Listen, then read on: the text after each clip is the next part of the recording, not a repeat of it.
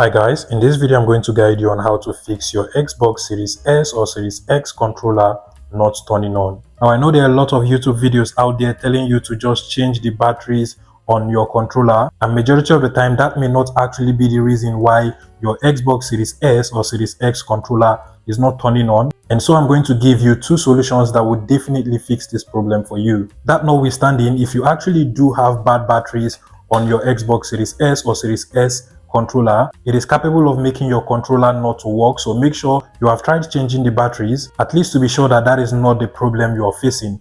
Now, to my first solution, what you want to do is to simply just go ahead and remove both batteries from your Xbox Series S or Series S controller. And then you also want to go ahead and get your console as well. And on your console, what you want to do is to basically power off your Xbox Series S or Series X. And once it is completely turned off, you want to basically remove the power cable from the console. So go ahead and remove the power cable like so. You can basically just leave the HDMI cable. But now what you want to do is to long press on this power button for about 10 seconds. And after the 10 seconds, you don't want to go ahead and just turn it on immediately. Proceed to get your Xbox Series S or Series X controller and then just long press on the power button as well for about 10 seconds too. After the 10 seconds, you can go back and then insert both batteries into the controller. At this point, you want to take very good notice of the signatures on the springs of your controller. So we have the positive and the negative over here. Make sure it actually tallies with what you insert on the battery. So here we have the positive on the battery. You want to make sure it fits the positive over here like so. And then for the other one, we have the negative. So the negative at the bottom of the battery should now fit the negative over here. And now you can go ahead and close up your battery pack.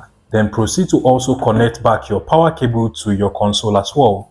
Now once your power cable is now connected, you can go ahead and try to turn on your console, but this time make sure you use the power button on your controller. So just go ahead and long press on it, and as you can see, mine is now working properly without any issue, and it has just turned on my console as well. If the Xbox logo in your own case does not actually turn on your Xbox Series S or Series X console, you can as well try to just turn it on from the power button over here and still try to see if your controller is now fixed. And then for those that are having the problem where the light on the logo actually turns on but it does not work with the Xbox Series S or Series X console, it might just be a pairing issue. And in that case, what you want to do is to simply just hold on the pairing button from over here, just here, and you're going to see the light on the logo flickering. You also want to make sure you pair it with your console by long pressing on the pairing button on the console as well. So this is actually the pairing button. Press and hold it, and you're going to notice that after some time, the lights on both are going to stop flickering, indicating that they are now completely connected. One other thing you might want to try, if you have actually connected your Xbox Series S or Series X controller to any other device before, is to just double tap on the pairing button over here, because sometimes by default your Xbox Series S or Series X controller may have automatically connected to that other device. So you just want to double tap from over here to change to another device. Try it out and see if it has now connected with your Xbox Series S or Series X controller. And if this tutorial was helpful, please let me know in the comment section and subscribe to this YouTube channel, guys.